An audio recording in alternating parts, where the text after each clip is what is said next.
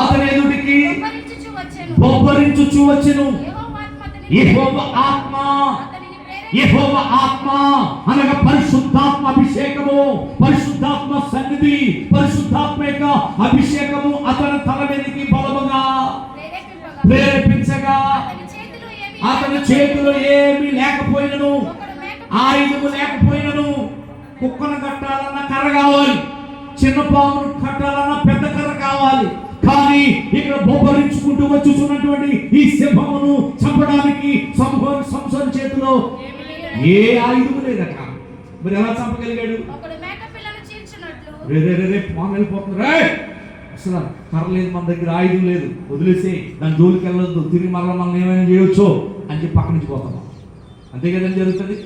కర్ర ఉంటే వేసేద్దును.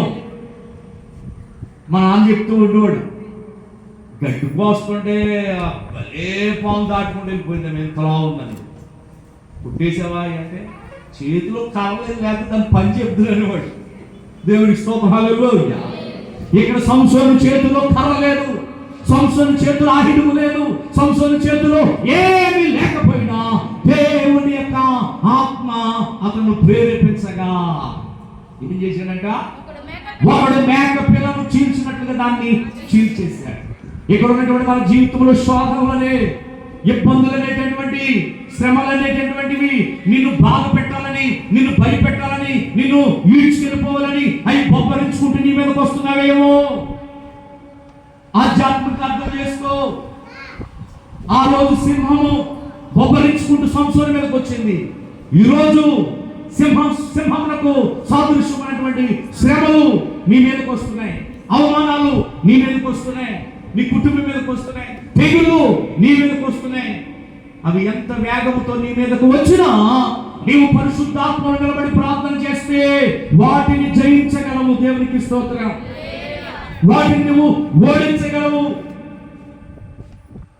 ఈ చిరకాల నివాసమును పట్టుకోవడానికి ఈ సింహము ఆ యొక్క యోర్దానులో పడి తిరుగుతుందంట.